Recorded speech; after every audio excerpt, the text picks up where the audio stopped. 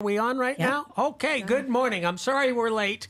I got pulled over on the way up here, but you know, I lied to the police officer. I told him that I was going to go and get on. This is the kind of boldness that Christians need. Hold on. We got some restart, clips 'cause that are these going to come in. So if I'm still on, I'll still talk, and I want to tell them about me getting pulled over on the way here. That's the reason we're late. And I pulled out my wallet, and he said, "Where are you going in such a hurry?" And I said, "Well, I'm going to be on Carl Bott's show." And he said, "Carl Bott, I'll give you an escort."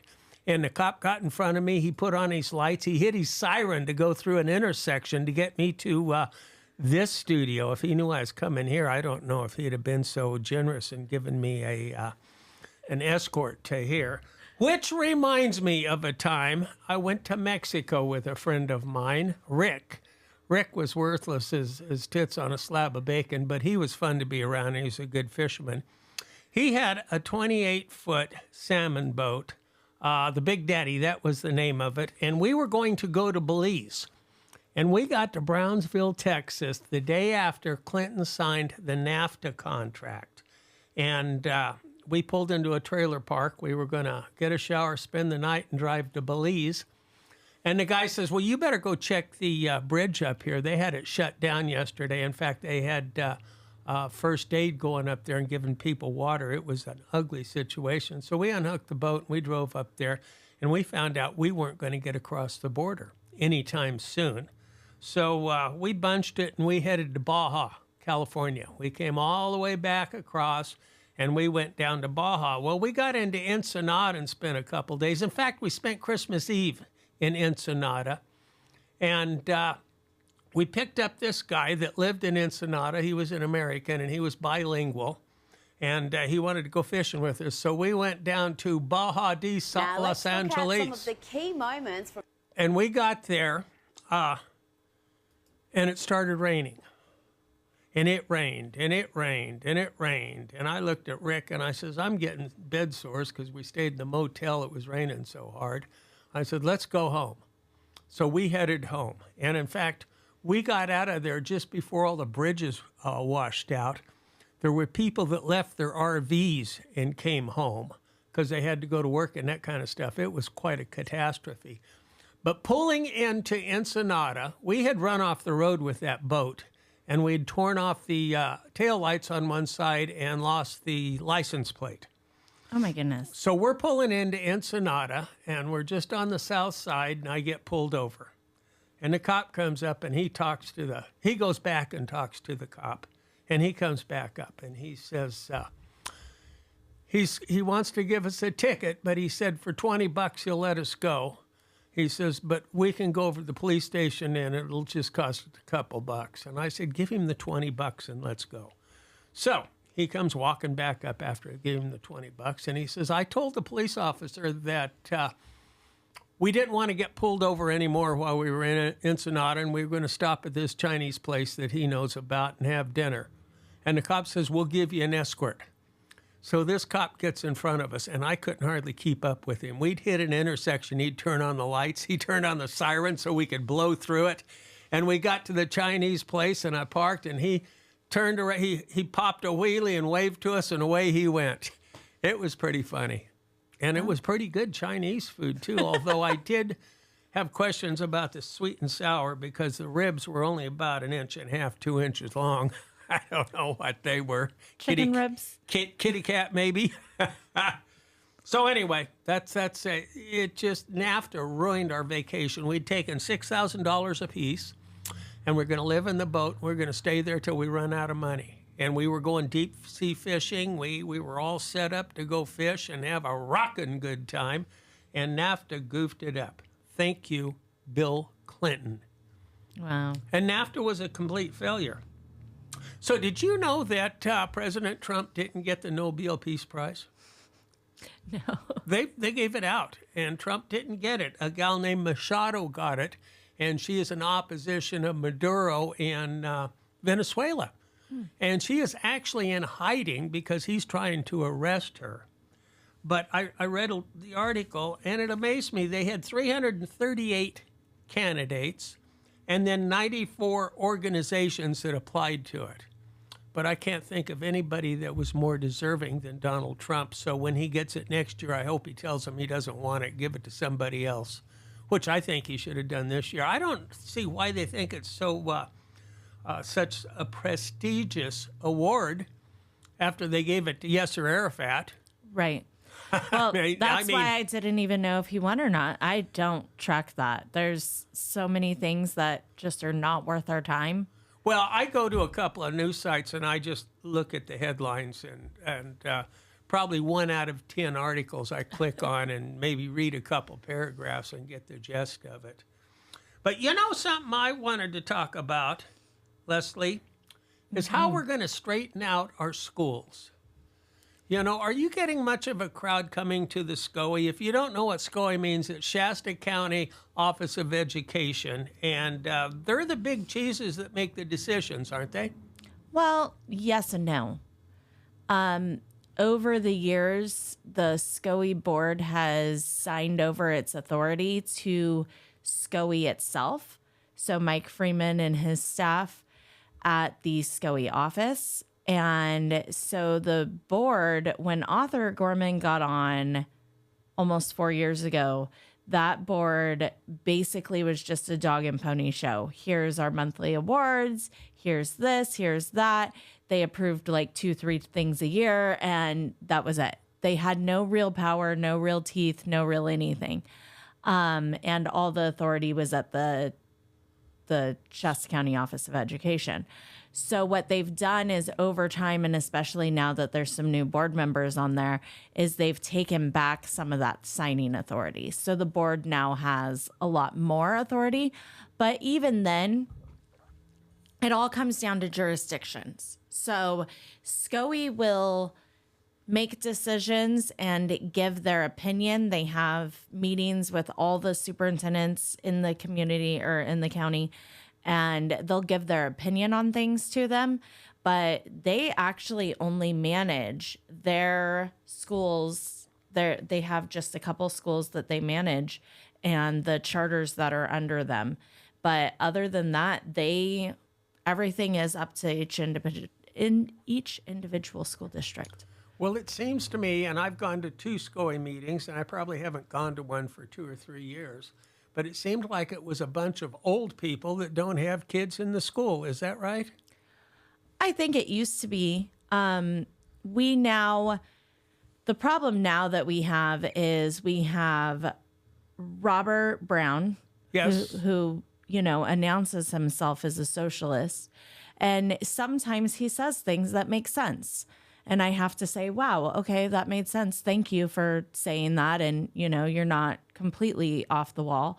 But then there's some things like yesterday, he wasn't in charge of a portion of the meeting and he didn't think it was his, something he wanted to push. So he sat back like this, stuck his leg out and pouted for 35 minutes and just was a big fat baby about it. And then stands up and wants to shake hands with everybody like he's somebody prestigious. And the thing is, you can't be a big fat crybaby when it's either not voting your way or not. Well, sure. So they're supposed to actually have a special meeting tonight, 5:30. I don't think he's going to be there because he was the one no vote and he just was. What were they voting on? They are looking to move Millville School and another school, or Whitmore School and another school district into the same district. Okay. So it's a merging of Sure. 2 schools, and the representatives from both were there. So When I was there, it looked like a bunch of grandmothers. And, there's nothing against grandmothers, but it seems to me that people with kids that are in school should predominantly be on the board and not a bunch of elder people.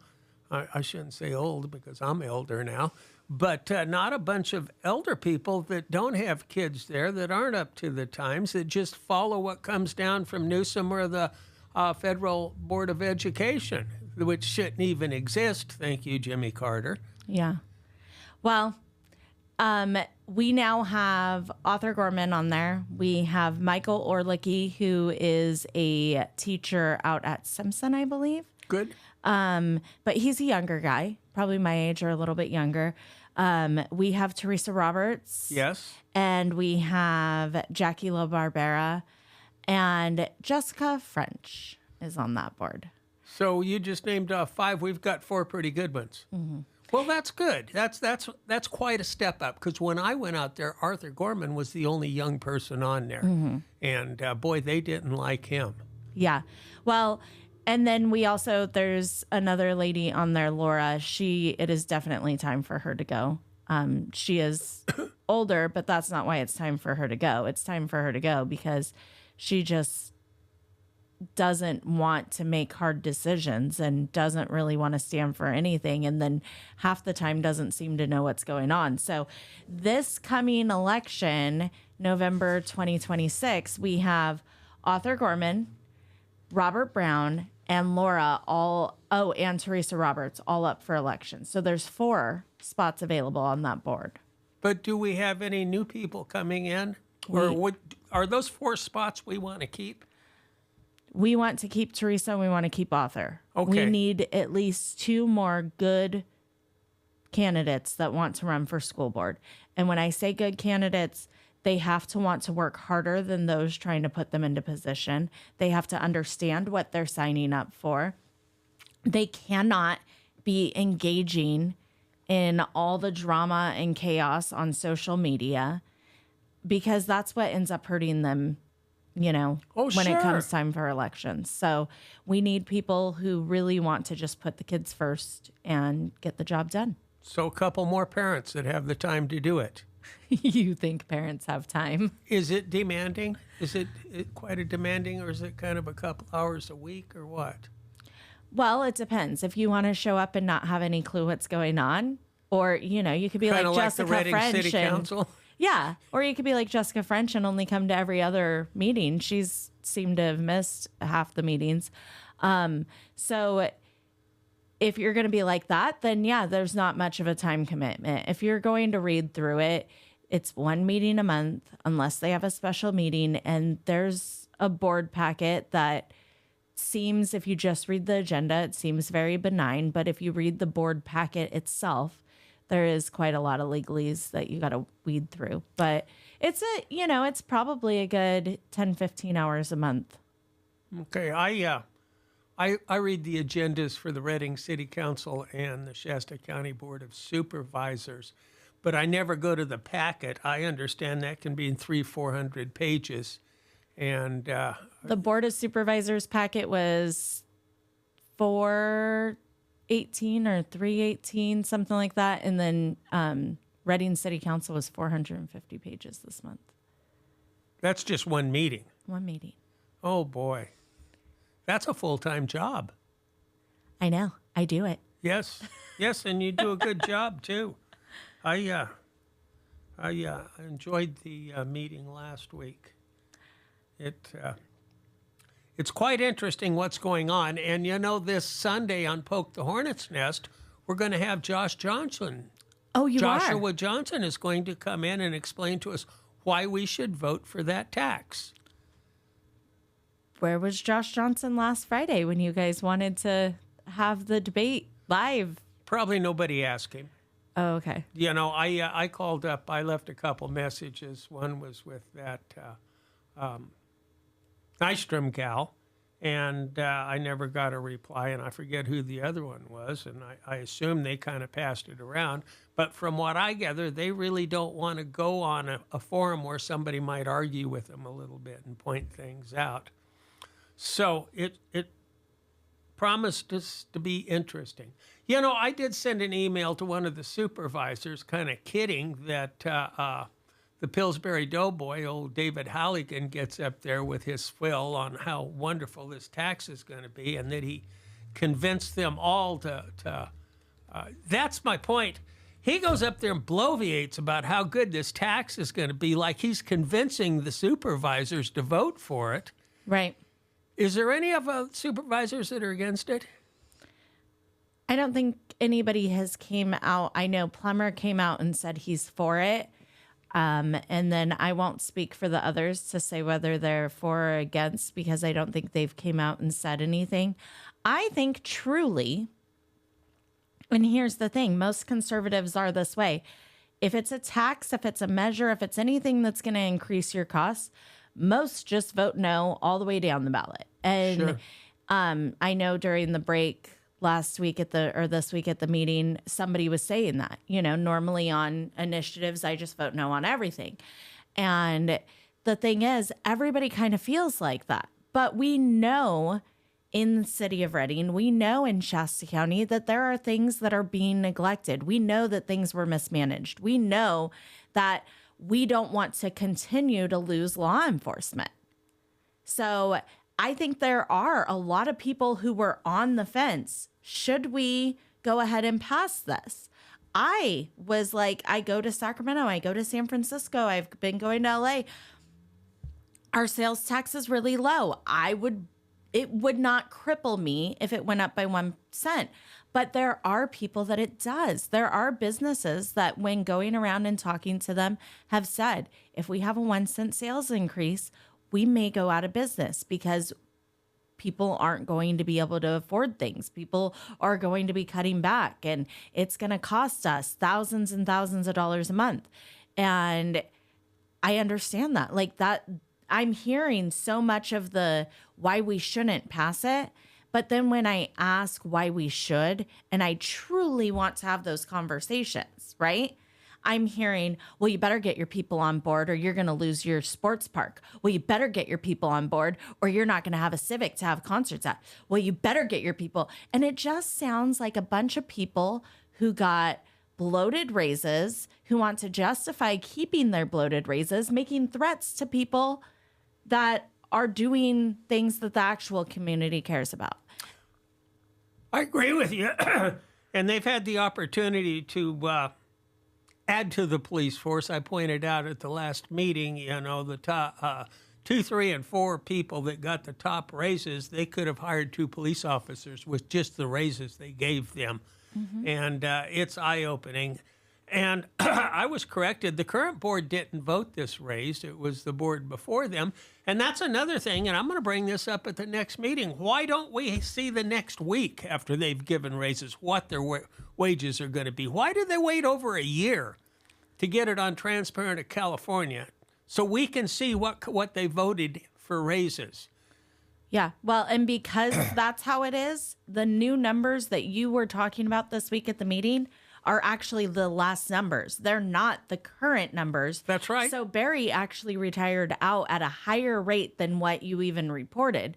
And so it possibly could be 3 police officers we could have given with the top 5 people's raises. That's right. And the thing is, we've got a whole page of people that are making more money than our president makes to manage the city, and they're not doing a very good job. If it was Joe Biden, I'd say they were worth every cent of it. We're gonna cover it pretty good, and I've got some other thoughts on it, but I don't want to give it away. So that's 8:00 Sunday morning. I ran across this article about our schools, and this one guy, he wrote a comment that I thought was pretty good. Eliminate the teachers' union, national and state. Eliminate education degrees as a prerequisite for teaching. Eliminate education departments at colleges and universities. Require school board members to have children in the public school. Hire teachers based on knowledge of the subject to be taught. Those all sound logical to me. Right.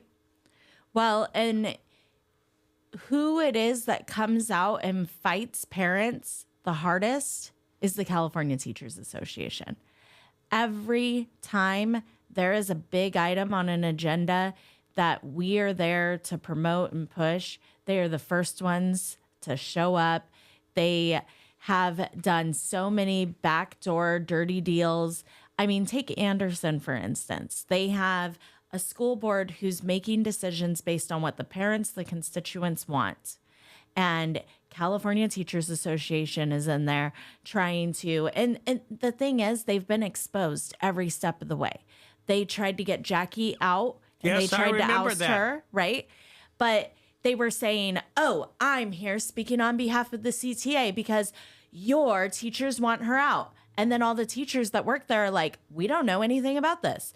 And then we do public records requests and we start asking around. And it's people from Southern California, Central California that want her out. They want her out because if she continues to push, and not just her, it took a whole board, and this board has been awesome.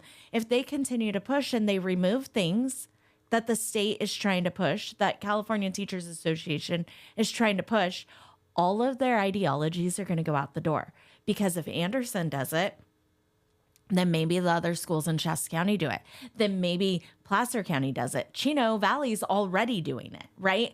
And so if we start having schools across the country and across the state start standing up to gender ideology and harmful curriculum and the fact that our children's test scores are below 50% almost clearly across the board, then everything that they're pushing that has an agenda, that lines their pockets, that feeds their special interest groups, goes away. And so they're fighting. And that's all they're interested in. They're not interested in the quality of education like a parent is. Right.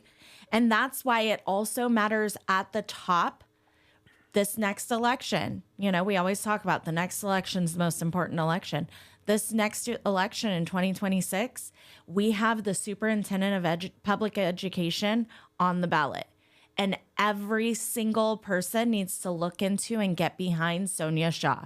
She is part of the Chino Valley School District board. She's the president of that. She is on the lawsuit against the state of California for AB 1955 that I'm on. And she has been pushing back at the local, the state, and now the federal level against all of this woke crap that's in our schools and trying to get us back to what education should be. It's just common sense. You don't want this woke crap taught to your kids. They're undermining the parents. You're right about Libera. I didn't know who she was, and I saw her name in the paper a couple of times. Might have heard it on the news, and I started looking, and I thought, you know, she's probably doing pretty good because she's got them pissed off at her. Well, and she ended up getting herself on two different boards. So she's on the Anderson High School board or High School District board, and then she's on SCOE now. And so, you know, they're really mad because now she's somebody who reads the entire packet. She's somebody that asks questions like, hey, you're saying 20,000 plus 60,000 equals 1.2 million, and that doesn't add up. So can you let me know where that is? Right. That's kind of like Tanessa Audet at the City of Reading. Right. She's making some waves. You know, I'll say something about Tanessa. I like her, and I like what she's doing. I didn't like the way Mazzano got beat out of being mayor. I didn't like the way Cameron Middleton and that other guy got kicked off the planning commission. But I can't think of anybody. I like everything about them, you Right. know. So, you know, you've got to, you know, figure out whether they pretty much mimic your values or not. And, you know, I don't like everything Kevin Cry does, but I think he's the best supervisor we have had in a long, long time. You know, and that board we've got now, it could flip very easily this next election in a year or so. And boy, we sure don't want that to have them undo everything that this board has done. Yeah. Well, and it's really important to look into who your candidates are and what they stand for. So we'll get into that as that election gets closer. Sure. But when you start hearing people, especially people on the conservative side, that are saying, you know, they're not doing what they promised and they're not standing for. What are they not doing? And what are they not standing for?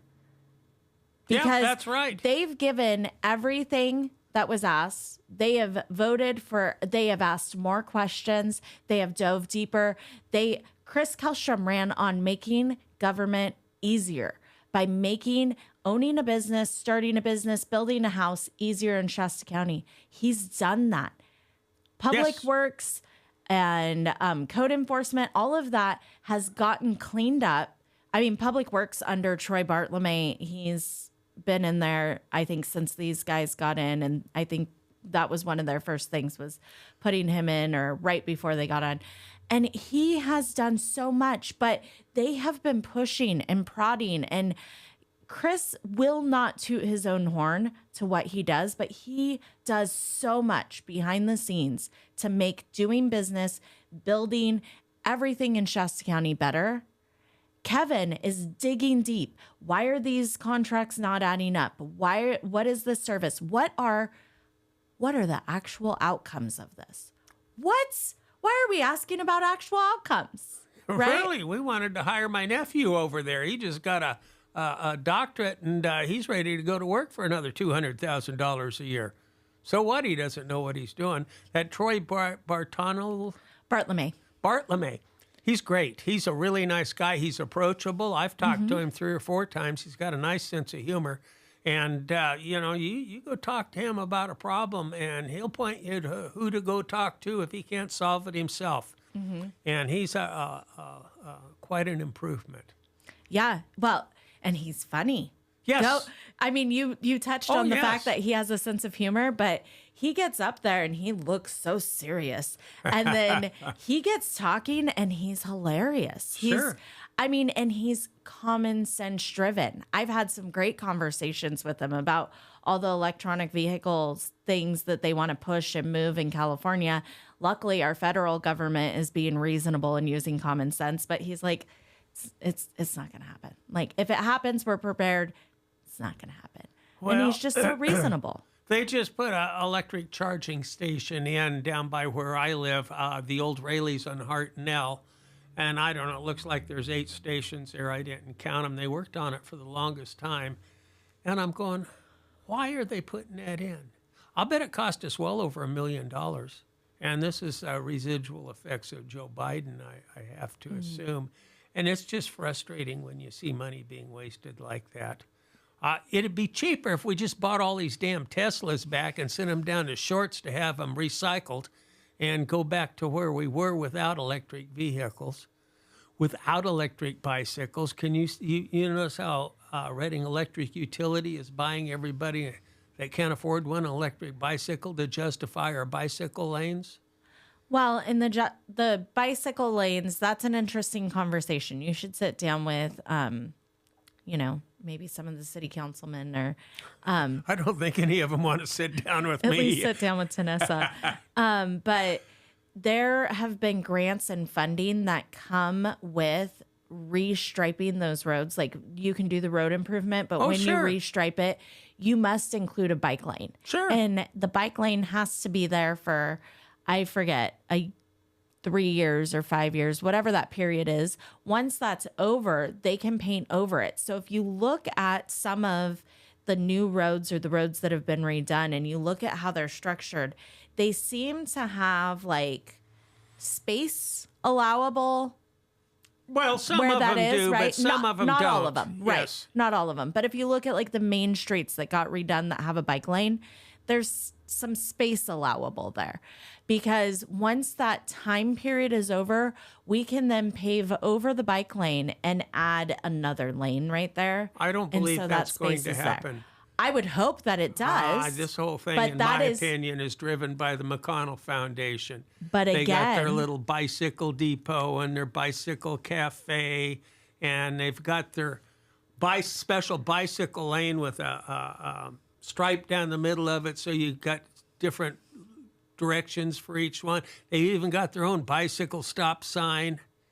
And this over here on California Street, where they have cement islands, that'll cost us a fortune to take out. Oh yeah. Well, but the thing is, that whole narrative is how this stuff is being sold. Yes, right? I understand So- that. Oh, we can get our street paved, so Right. But that's where we need people on the council who are going to say, time's up. that doesn't make sense. Or why is this happening? Or who's behind this? Or follow the money, not just like Mike Littell was saying during that budget thing a couple weeks ago. well, the staff, why don't you meet with the staff before the meeting? You just look like you don't know what you're doing because I take the time. You take the time to go be coached. You take the time to go they stroke your ego while they tell you what they want you to hear, and you are full on sold out. And you don't have to explain your decision to us because you were told what to do in the back room, and the public isn't privy to the reason you made your decision. Right. Well, and he doesn't think he needs to explain it. We were leaving the meeting Tuesday night, it's Tuesday night. We were leaving the meeting Tuesday night, and I had gone off to talk to some other people, and I came back, and I was walking away, and he's having a conversation with Steve Kahn, and he goes, well, Leslie, you live in Anderson, don't you? No, I live in the city of Reading. And I didn't think that I needed to explain anything further because at this point, I do not trust or respect either one of those individuals. And so I don't owe them any further explanation. But he doesn't think he needs to explain to me because I don't live in the city of Reading. Guess what? I do. And I vote and I encourage others to vote. And if you choose to run again, I will be encouraging everybody to vote against you. Boy, I live on an island of unincorporated Shasta County property that's surrounded by the city of Reading. Right. And I was complaining about Big League Dreams. I was the biggest opponent against that when they got it going. And I was in there complaining about something. And Christian says, well, you're not a city. You don't live in the city, do you? And I said, well, my address says Reading. Mm-hmm. I spend all my money in Reading. So what's the deal? Oh, and away she went. I guess maybe they should check your residence before you get to talk to the city council. Maybe that would be an idea, Mike. Well, and the thing is, you're still a stakeholder.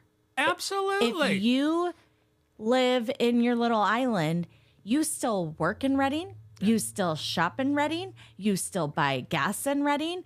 You spend 99.9% of your time in Reading. You are still a stakeholder. I don't believe that out-of-town people are going to pay 60% of this sales tax either. No.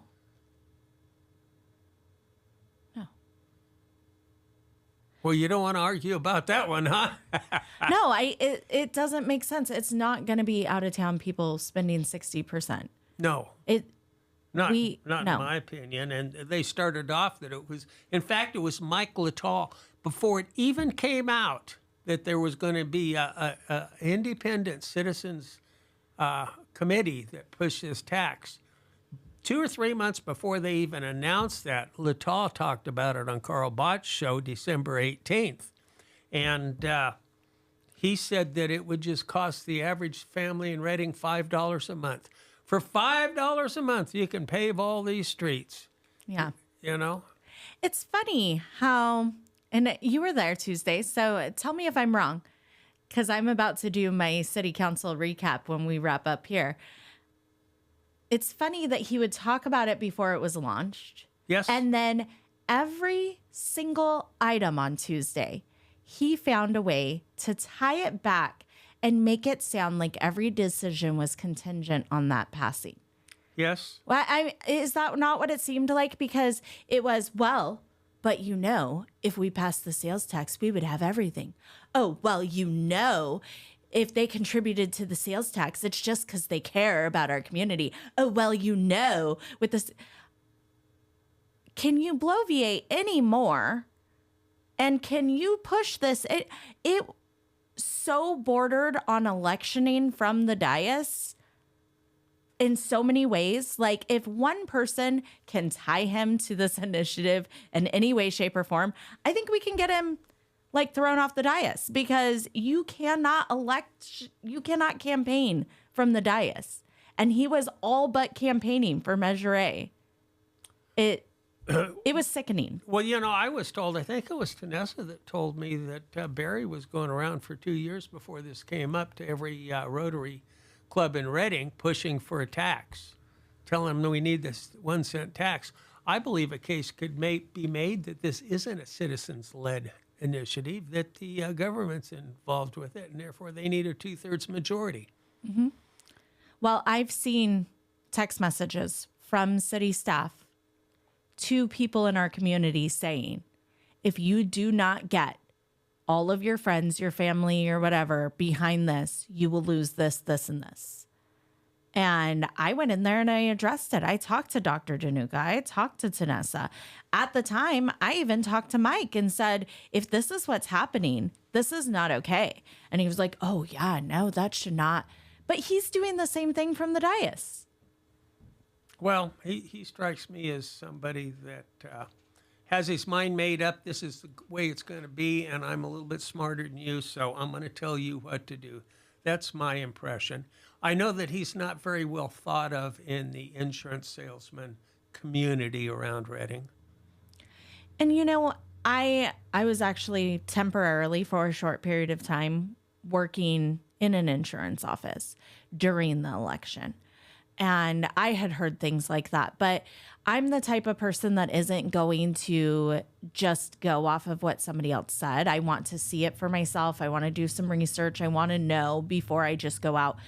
And even though I had heard that that is the case from multiple people, not just where I was working, right, but multiple people in the community, I did not factor that in to the campaign. I told people, you vote for Dr. Danuka. He needs your vote. He will do this, this, and this. And then you need to vote your conscience and do your own research on the others. And I'll tell you, it's not going to be popular opinion, but I stand by every decision that I made. I voted for Josh Johnson. I thought he was the lesser of all the evils. And he might be. No, but you know, that might not be popular opinion, but he seems to me reasonable, workable. He'll have a conversation. I don't dislike Josh Johnson. I disagree with a lot of decisions he's made, but I feel like with the right board, he could have been a good choice. And so I voted, that's who I voted for. But I never promoted who to vote for on that second person. I just told people, vote your conscience. And then once Aaron Resner entered the race, I said, and don't vote for her. So. Well, I don't know. I know that I called and left a message with Josh, and he called me back and said, yes, I'll come on there. It sounds like fun. Right? I like that when they'll listen to the other side. I don't believe anybody up there, but maybe Tanessa will listen to the other side. Maybe Doc Danuka. You know, speaking of Doc Danuka, good morning, Doc, if you're listening. I think we're going to get that medical college. Oh, yeah. I really do. And I'm sure it was Randall Hempling that was sitting there at Kevin's town hall about it. And boy, he's against it, in my opinion. And David Short, he's a local doctor around town here. He thought that we should, instead of building a medical college, we should improve our community to attract other doctors. Well, what in the hell have we been doing for 10 years? Right. You know, it ain't working. And, you know, we won't enjoy the fruits of the labor for 10 years at least. But we will with all the extra business and the satellite businesses that come with that. We'll enjoy those quite a bit. They'll probably bring in a heck of a lot more revenue than this tax raise. Right. Well, and the difference between bringing in a medical school, that even if it's like, you know, they were talking about the one in Oregon being a good example. That one has the medical degree program, and then it has lower classifications of nursing. Sure. It's got some, like, you know, if you want to be a ultrasound technician or something that doesn't necessarily read MRIs, right. X-ray technician, yes, so give MRIs. It's got some of those smaller programs into it. A lot of them. I think it had a physical therapy program. Sure. So what that's going to do is it's going to bring in kids who those programs are competitive, right? Yes. So you've got serious students. The dropout rate is so much lower than if we brought in a CSU, right? It's not going to have the same effect. Like people are saying, oh, that's what we need to be a university town. We have Simpson University. The students that come there are required to have a pastor sign off that they're, you know, of good integrity, of good moral turpitude. They have, actually, it's pretty critical to get in there. And like you have to have good grades. You have to prove like I talked to a guy that went to the University of Miami and some other university up in New York, and he said Simpson's the best one he went to. Said it was wonderful. and the atmosphere is amazing. It's a culture of good morals, right? And Yes, so absolutely. I think having Simpson has been great for our community. I think bringing in the medical school is going to keep that same caliber. We're not going to have a San Francisco effect, right? Oh, no, we're not going to have a bunch of drunk kids that just come for a continuation of high school. Right.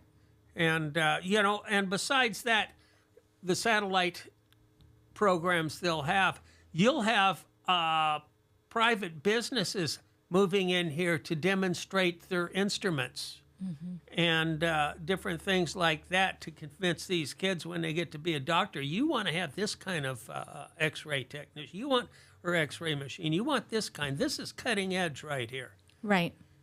So it's just a win-win, and I can't believe any doctor would be against it because it certainly isn't going to hurt anybody. Yeah.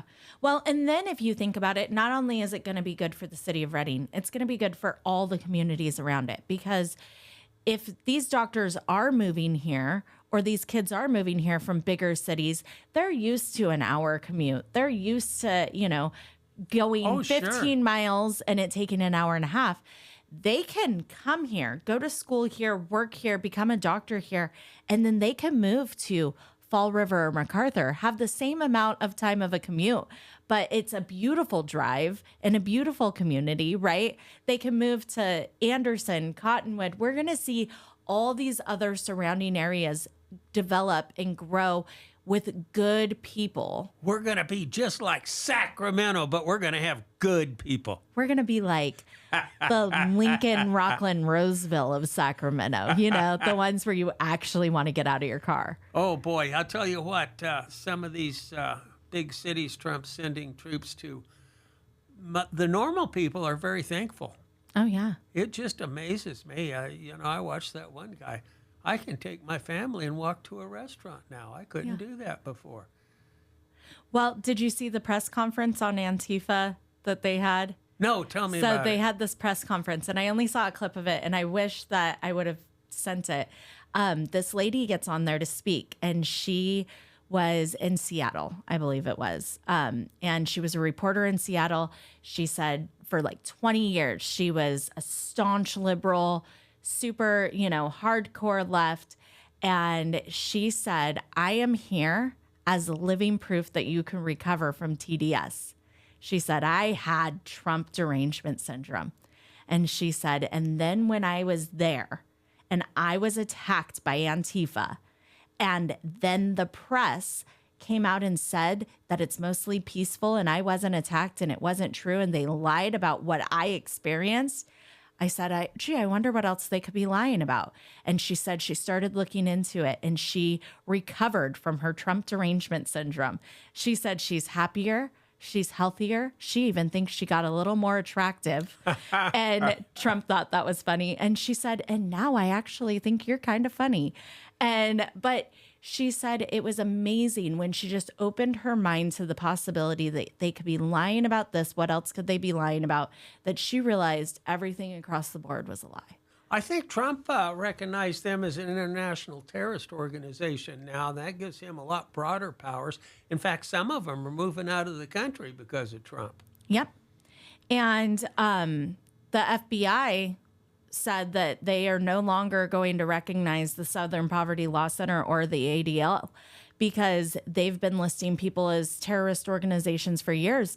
I was on the list twice. Oh, is that right? Yeah. Mountaintop Media was listed on one of their, hit maps, and Moms for Liberty Shasta County was listed. So when Louis Herms came to Reading to talk and give his little town hall for running for governor, he was like, I'm on Southern Poverty Law Center 4 times. And I was like, I'm on there twice.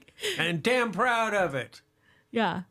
Hey, let's, I've got this clip here from Charlie Kirk's funeral. It's Stephen Miller, and it describes government workers, for the most part, especially management, to the T, in my opinion. So why don't we go ahead and play that? This could be these guys speaking at the city council. The light will defeat the dark. We will prevail over the forces of wickedness and evil. They cannot imagine what they have awakened. They cannot conceive of the army that they have arisen in all of us. Because we stand for what is good, what is virtuous, what is noble. And to those trying to incite violence against us, those trying to foment hatred against us, what do you have? You have nothing. You are nothing. You are wickedness, you are jealousy, you are envy, you are hatred. You are nothing. You can build nothing. You can produce nothing. You can create nothing. We are the ones who build. We are the ones who create. We are the ones who lift up humanity. You thought you could kill Charlie Kirk? You have made him immortal. You have immortalized Charlie Kirk. And now millions will carry on his legacy. And we will devote the rest of our lives to finishing the causes for which Charlie gave his last measure of devotion. You cannot defeat us. You cannot slow us. You cannot stop us. You cannot deter us. We will carry Charlie and Erica in our heart every single day and fight that much harder. I just thought that was great. And you know what? You could just change Charlie Kirk for Donald Trump and the United States of America. You know, you take these people that take a look at Joe Biden's administration. Oh, yeah. I mean, Budapeg, he's there because he's gay. Mm-hmm. He's never done nothing. He's never accomplished nothing. Right. You know, you take that Laverne, what in the hell was her name?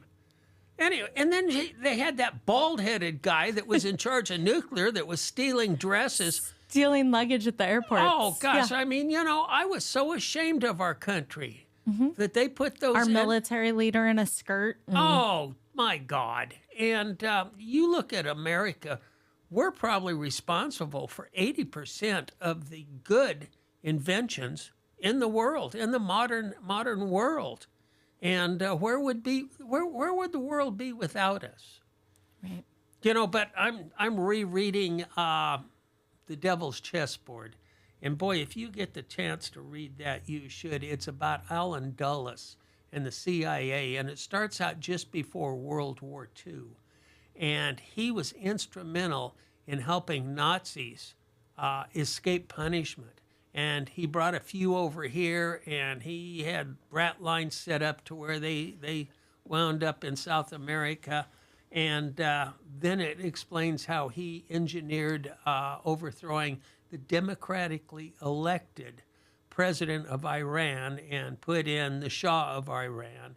And boy, I'll tell you, those people hurt our country tremendously. And I know that he was behind assassinating JFK. And boy, we got off on a bad foot with him. Yeah, I'll have to add that to I have some credits on my Audible, so I'll have to add that to it because right now I'm actually rereading Rush Limbaugh's I Told You So. And that one is about when the Clinton administration was coming in. And it is amazing the parallels of what was happening in our government then and what's happening now. And I was talking to some people yesterday on a Zoom call, or maybe the day before, and we were talking about how some of this stuff is just like the Bible. It's totally relevant to these times, Sure. right? Because history repeats itself. There's nothing new under the sun. Everything kind of keeps coming in waves. Our founding fathers wrote our founding documents, 90% of it based off the Bible, because they know this is going to be relevant. It is going to be true through the ages, and it is going to withstand time if, and they all said if, we have a moral society that will uphold it. And that is what has been happening, is we have a movement to overthrow and destroy the greatest country in the world. That's right. And that movement is coming somewhat from within. And they are trying to blow up the family, blow up the moral society. What do you mean trying? Blow up it. Well, I feel that there is still enough good. The problem is those good people think that, well, Jesus said, be kind, be loving, let's stay off. Don't let's stick not up say for yourself. anything. Don't talk back. It's better not. The thing is, and Jesse Lane has said this a million times, and I love it. And it's one of my favorite sayings I've never now. met him. Oh man, you would love him. We've taken the high road, and the high road led to a cliff. Like Yes. we have to start standing up for what we believe in, and we have to start doing what's right. And I love this clip that you sent me.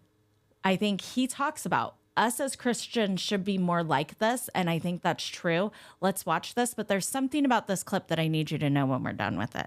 Okay. But if I'm wrong, don't say it on the air. Okay. I told Patrick This Jones is the that. kind of boldness that Christians need. Watch this. Isn't a fundamental part of being an American that we are able to express our opinions to each other without fear, without this kind of horror happening? And it seems to be something we have been seeing more and more of.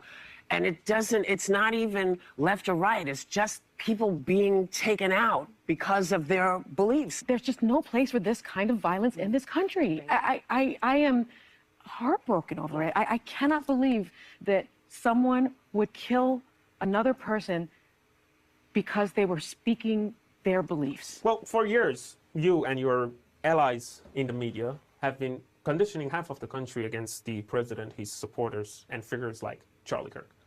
Trump is Hitler, his supporters are fascists, right-wing extremists is danger to our democracy, they're Nazis, you know the words. Yet you seriously sit here acting surprised when lunatics who believe your words decide to take matters into their own hands. Your side burn and loot every time things don't go your way. Your side tried to assassinate the president multiple times. Your side burned Teslas all around the country and wanted Elon dead. Your side assassinated Charlie Kirk. Your side is currently celebrating it. So don't talk to me about, well, this is not a left and right issue. It is the left. It's only the left. It's ironically the Democratic side who engages in political violence and killings of figures they disagree with. And every time something like this happens, you come here, you tune down the rhetoric, crocodile tears, ooh, I can't believe this. Then a week later, you go right back at the dictator and fascist rhetoric again. So you don't really care. You're just pretending. If you feel fired up and a stirring inside of you, So, yes, I agree wholeheartedly with everything he said. And yes, I agree with this guy is saying. It is time for Christians to stand up, be bold, stand for what we stand for, right? Are you talking about Christian Gardner? No. Although pray for him. He has some mental illness and needs some help. But yes, I agree wholeheartedly. The problem is this came out and the clip goes on, the original clip goes on, and he goes, so you know what?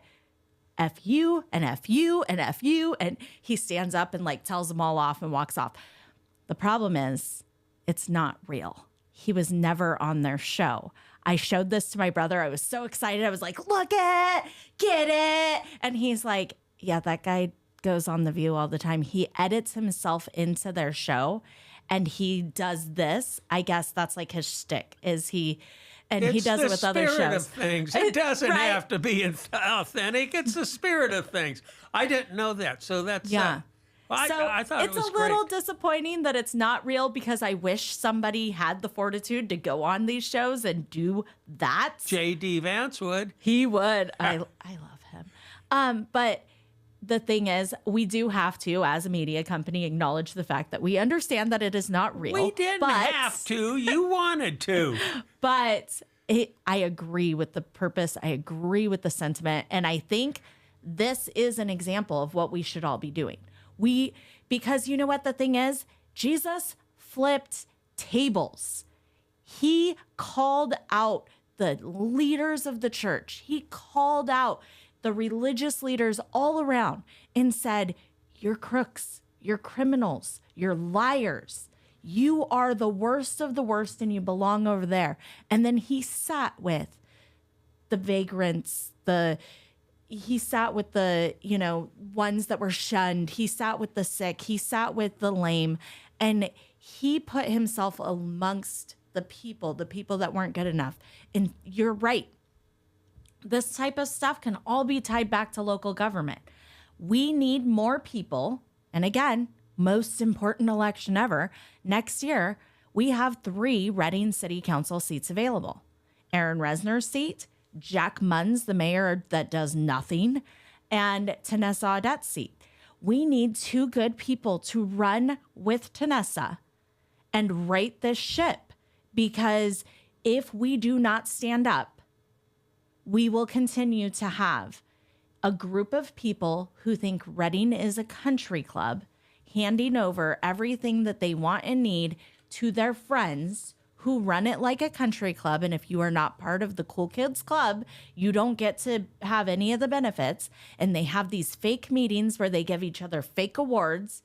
And, the State of the City address, where they got up there and they gave each other awards and talked about how great and grand everything is, it was embarrassing.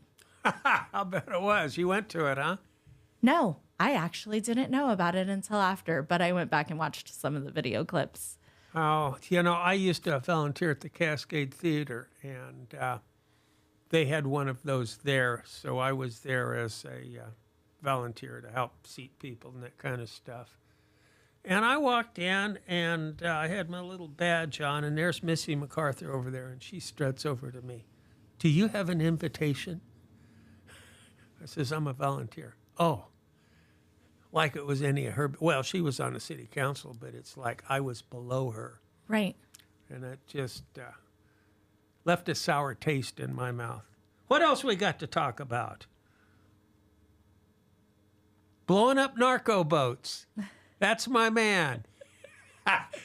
And people are whining about that. Well, they can't prove it's a narco boat. It was in Venezuela. Those boats can only go 100 or 200 miles. They weren't coming to the United States. There's speculation that Trump's getting ready to invade Venezuela. He's threatening strikes on drug labs and that kind of stuff. And I understand we have a bunch of boats, warships right off the coast, and F-35 fighter jets, and all kinds of things deployed, of course. He's been going to get us in a war for quite a while, and all he's done is stopped wars. Right. Well, and, if you watch any of his press conferences where he's addressing the drugs that are coming into our country, he has, and I'm so proud to call her friend, this sweet, beautiful blonde that has a picture of her son in every one of those press conferences. And she is one of the moms, and there are thousands of them, who their child was taken way too soon because they tried one pill at a party, or because they were out of practice and their friend hands them something they think is Tylenol or whatever, and they take it. How many kids in our country have died? How many people have become dependent on fentanyl and Norco and all of this stuff that's coming across the borders? And you want to say, "Oh, it's unfair," or "Oh, it's not humane." You know what's not humane is watching a mom continually grieve for years.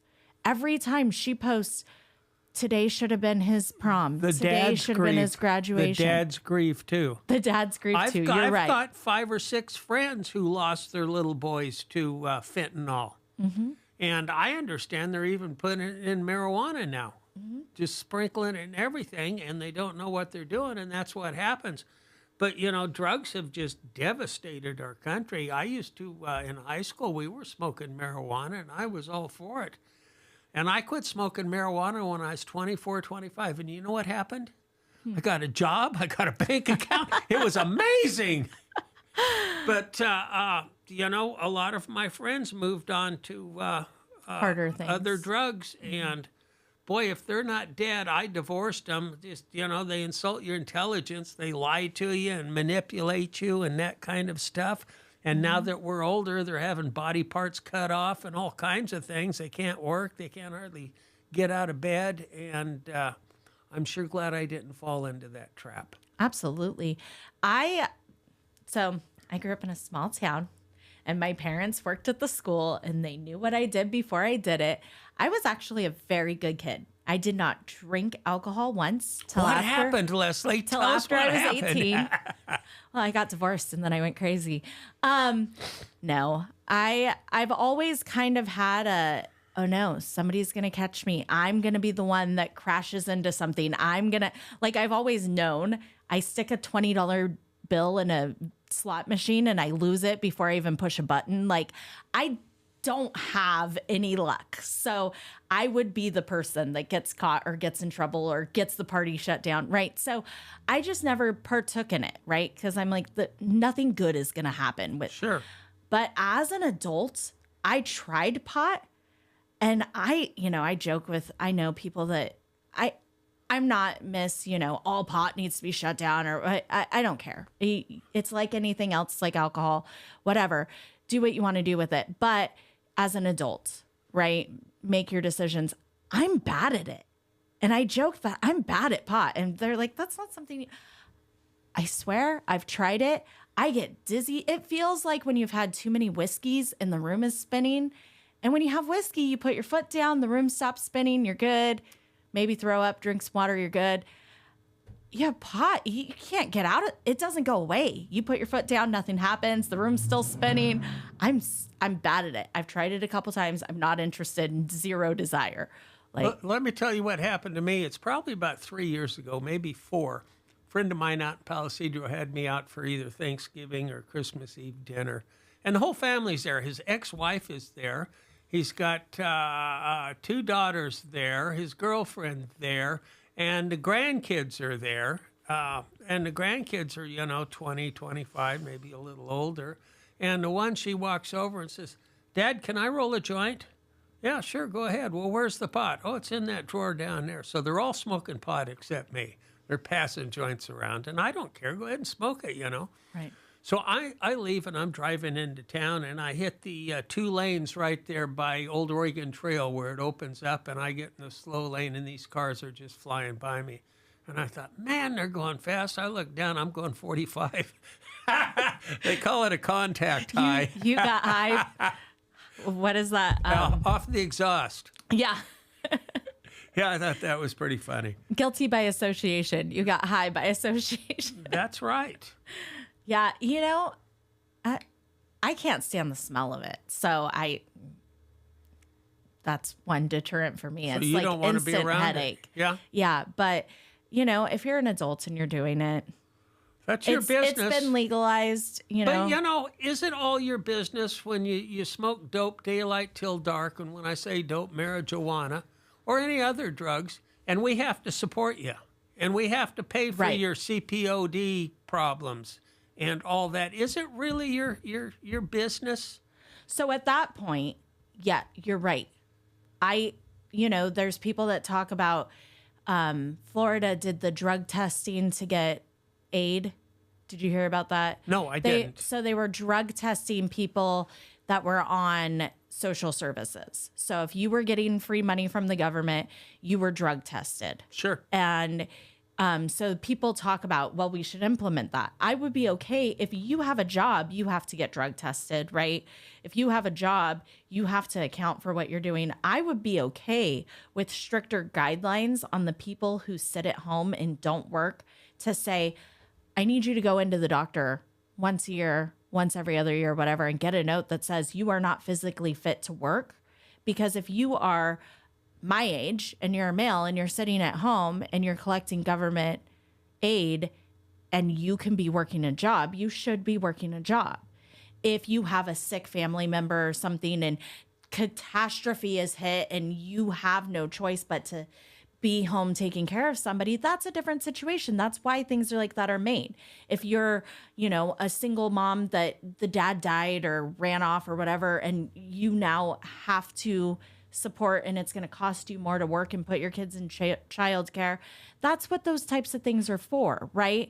But if we have people who are sitting at home smoking pot and playing video games and not going to work, they need to be cut off of aid. And that's part of what the One Big Beautiful Bill did, was it closed restrictions so that if you qualify and you truly qualify and can prove that you need aid, you get aid. Sure. If you are able-bodied and you are choosing not to work, they now have work restrictions. You need to put in, I think it was like 80 hours a month. I work more than 80 hours a week, right? So an able-bodied male can go work 80 hours a month. Oh, sure. Absolutely. I don't think that's unreasonable. But didn't the SPLC, they make it illegal to force them to pick up trash on the side of the road or some damn thing? In the same vein, I remember when Reagan became president, and he went through and looked at everybody on Social Security disability, and he kicked a bunch of them off. And boy, there were sour grapes. But I think the same thing ought to be done right now, because I remember Obama, if you had hangnail, they'd give you Social Security disability. And, I see a couple gals at the supervisors meetings that's drawing it, and they're on the computer all day. They could learn how to code just like old Joey told them to. And we could, we encourage people to be worthless. Right. It would actually, I would make more money not working. I would be better off not working. Being a single mom of 3, the amount of stuff I would qualify for if I chose not to contribute to society is insane, right? Well, it's not contributing to society, it's supporting yourself, having the pride to earn your way. Right. The problem is, though, if you get in that vein of becoming dependent on that, you never get out of it. Oh, you'll never own your own home. You will never, right. And then your kids, it falls on your kids, and they never learn to work hard. And yeah, it is. It's generational. But the other thing where you said, is it really our business? It is our business. When people choose to sit at home and drink, sit at home and do drugs, sit at home, whatever, and they obviously have a substance abuse issue, I think, we need to dive into that a little. I have an article that I've been trying to write. I don't write articles because I'm really bad at it. I get distracted. You're going to be the head writer for Shasta Unfiltered. That's an online newspaper that just came out. It's taken me 3 weeks to write this article, and I'm only halfway done. I'm terrible. I wrote them a little bit about the 1 cent sales tax, and I'm going to continue it to be continued. But I think I'm going to start contributing some of my thoughts. Yeah, but the thing that I've been trying to write up and trying to figure out how to put into play is we have a whole group of people who have substance abuse issues who are not getting help. Suzanne Barrymore, I have 7 screenshots of 7 incidences on 6 different dates related to DUIs. Oh my goodness. Well, 6 different dates, 7 different incidences, and I have the screenshots for it to prove it. The arrest time, her information, what the charge is. This is somebody who needs help because she's going to kill somebody. And she got arrested in the spring, had her hearing coming up, got arrested again for another out. Every one of them says out on her own recognizance, out on her own. I'm sorry. When you hit 2, you should not be out on your own recognizance. When you hit 7, Ronald Reagan was probably one of our greatest presidents we ever had. But this is where he failed America. That person cannot help themselves, and they need intervention, and they need help. And he closed down some mental facilities that should be open. No, he didn't. Okay, correct me. It's easy. Governor Brown passed all that legislation with a Democratic legislature, and it fell on Reagan to sign it, and he didn't have any choice. He had to sign it, but that was all done by Jerry Brown's father, Pat Brown. Oh, well, that makes me happy to hear, because I did not want to And be it upset really with him. started with JFK, because he had a sister. It seems like her name was Rosemary, that was developmentally challenged, and she was in a sanitarium type thing. And he decided that a lot of these mental issues could be solved with medications, and they didn't have to be in a sanitarium. And that's where it all started. But I read a very detailed article about Reagan getting the blame for that, and he doesn't deserve the blame. I would love to read that, because I'll never I find have it his again, photo. but- I have his photo on the wall in my living room. I think he's amazing and an American hero. But I've been told that over and over and over. I And know. So And I love every that time that's I not hear it, true. I bring that Good. up. Good. We need people like you. Well, some people don't think so. I'm just saying, those people who are not going to be held accountable because our local district attorney is failing us by not holding them accountable. And they obviously are not getting the help that they need. How many programs do we have in Shasta County that would help with something like that? It's Well- countless. We have so many nonprofits here that will help you if you want the help, if you need the help. And they take money all the time for it. Grant money. Yeah. So we have programs available. There is zero excuse. I don't believe that addiction is really understood very well. In my opinion, an addiction is a craving, and you've always got that craving. And us as Homo sapiens, we can justify anything. And boy, I'll tell you, when that craving hits you, it's hard to turn it away. I used to do the windows for Reverend Ray's. It was a Christian bookstore, and he was an old tweaker. And he told me, he says, the only thing that'll get you off this methamphetamine is Jesus. And I had arguments with him, too. He had this guy from New York. And I said, okay, you guys have found God, and you're forgiven for all your sins. Yep, that's right. I says, how about that store you robbed? Did they forgive you? And this one guy, he told me, I murdered a guy in New York City, and Jesus forgave me for it. I said, did his family forgive you? Right. Oh, I'd go round and round with them. Yeah. But they weren't on drugs anymore, so all the more power to them. Yeah. Well, there's redemption stories all over the place, right? But those are few and far between to the people whose story ends. Yeah, but really that's bad. all we hear about, and they want us to think they have 100% redemption. Just Right. go to this rehab place, and you're going to come out a contributing member of society. Of course, you're going to be on HUD housing, and we're going to give you food stamps and some SSI because you've screwed your body up so bad you can't work. But you're going to be a contributing member of society. I don't know how that works. Yeah. Well, I think that especially this one individual needs to be held accountable, because she obviously didn't learn her lesson with whatever fine or whatever night in the tank or whatever over and over and over she's gotten, and she's going to kill somebody. You know- And how are you going to explain that to, the dad of some 17-year-old girl that's driving and gets hit? Oh, I couldn't agree with you more. And you know where you can trace it all back to? Leonard Modi. We don't have a jail. We don't have enough jail spot. If we had jail space for him, they might have put her in a jail cell. But they don't. And that's not a priority. And there's more like her. I remember a guy, gosh, it's been over 30 years ago. His name was Jerry, and he just got his 7th or 8th DUI. He got 2 years in prison, and he was in the SHU over in Crescent City. And boy, and he didn't hit or kill anybody. He just got a DUI. And yeah, I agree with you. Susan needs some help. Well, and you know what? They never closed down the prison in Susanville. They said they were going to, but they didn't.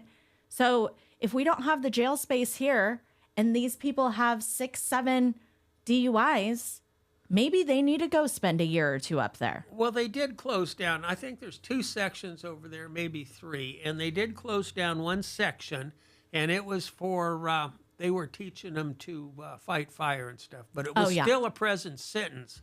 And I talked to a guy, a construction worker, and he said, we had just got done building, just spending tons of money building a dental lab for them and a medical lab for them for this prison, and they just shut it down.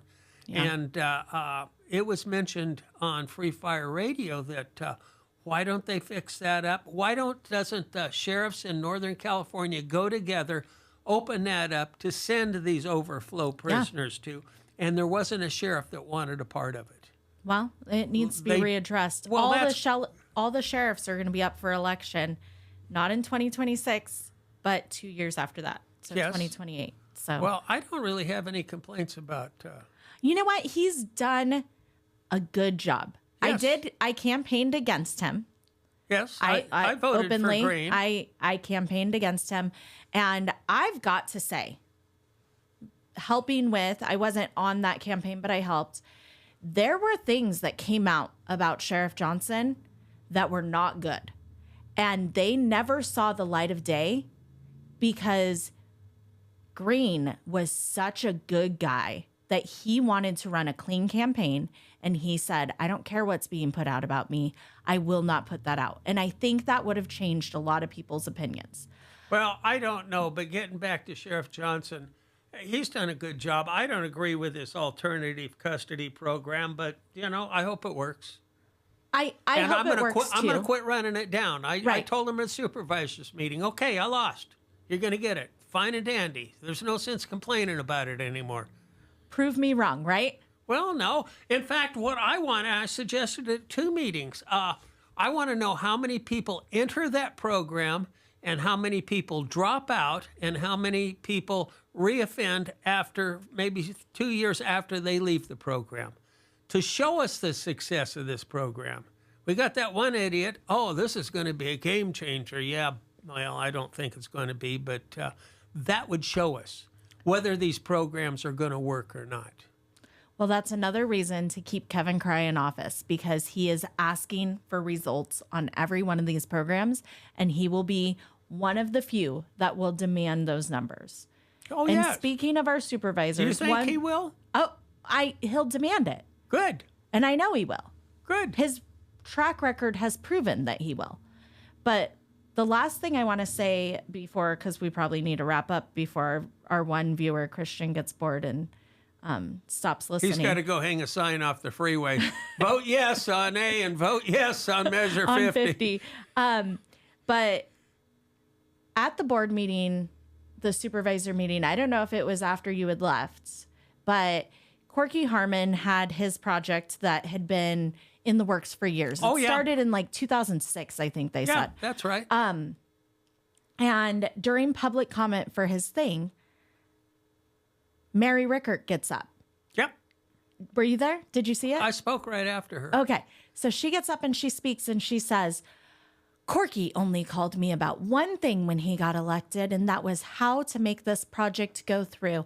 And that was it. He didn't want to know anything else. Guess what? Bold face. I want to drop the F-bomb so bad. Lie. Right there. That conversation never happened. Also, he's going to talk to a lot smarter supervisors who have been doing a better job than somebody. If you call Mary and ask for advice, she's just going to say, well, when I invented the wheel and when I invented sliced bread and let me check all these committees I'm on. Oh, yeah, that one. It's one of the 37 committees I'm on.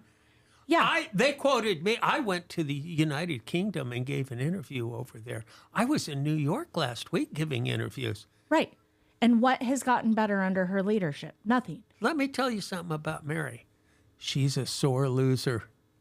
Well, and all you need to know to judge her character and think, do I listen to her or do I listen to Corky? Look who Corky surrounds himself with. Successful people. What people in our community have to say about Corky. I don't think you can find one person that has a bad thing to say. right? Well, you haven't asked David Halligan. But even him, he was there at Corky's town hall and he was decent and civil, right? I don't think you can find somebody who has one bad thing to say. But you look at one of these supervisors meetings that she's been showing up to, and who's Mary sitting with? What's she doing during the meeting? You turn around and she's part of that hackling group in the back. Yeah. You turn around and I'm up at the the podium speaking, and they're in the back row going, like I'm a suck up to Kevin or Corky or whoever they think that I'm butt kissing. She's part of that group. She might be getting advice from Dolores Lucero. What do you think? I wish them the best. Maybe they can drive off into the sunset together. Well, those people that on the other side, that Charlie Kirk deal describes them to a T. What have they ever done? Look at the educational people sitting back there retired. What have they ever done? Well, they ran our educational system into the ground. It just cracked me up. Enjoy Magazine had living legends. Did you see that? Charlie Manure, he's a living legend in Reading. No, I didn't. And they only had one article. And they highlighted him and all the good things he's done for the educational system in Shasta County. And it's just gone downhill like every other one. Yeah. Well, I don't know. I think that guy nailed it, and I wish he would have really been there because I think those women needed to hear it. You sit here and you say, shame on you. This is ridiculous. This is so upsetting. We're all Americans. You hear these same people come up to the podium and say, oh, you should be kinder and you should not fight and you should. And they say all these things toward Kevin, but then they're out there in the crowd. You know, stirring up violence. Another thing about Corky and his project out there, he brought that up at the town hall. I didn't stay for the whole thing, but he said, I've got this project coming up and I'm going to recuse myself from it. Mm-hmm. And yet the speakers got up there and told him he's using his position to get it through. Right. Well, and the county employees got up there and said, this would not even be coming here had it not taken so long and the rules changed and they said, had this been any other project at any other time, it would have just been stamped and pushed through and never even came to your guys's. The thing is, he changed how he wanted to do it by putting in that gate. Yeah. He's been on this thing for years before he even thought about running. Yes. And he has zero. I think Matt Plummer did a really good job explaining it. When we had the other situation in Palisadro that they were looking at, yes, there were people, one after another at the public hearing that came up and spoke out against it. There is not one community member that is opposed. There's not one person who has filed something with the county saying this is a bad project, right? This is something that should have never taken so long. This is the red tape that Chris ran on getting fixed, and it is getting fixed. But this is one of those things that should not have been tied up for 10 years, 20 years, however long it's taken. Chris ran on the fact that he was going to try and get some water back into Grace and Nora Lake. Guess what? There is. Right. He got involved with that. They were wanting to maybe drain McCumber Lake. Mm-hmm. And no, we don't want that either. So I hope that's a done deal. Those lakes are going to stay full just for recreational purposes. Right. So I run out of things to talk about. And I think we ran out of time. Okay. Well, it's been a pleasure, Leslie. It's been fun. Thanks. Bye. I think we went over by like 20 minutes. I don't care. I don't either.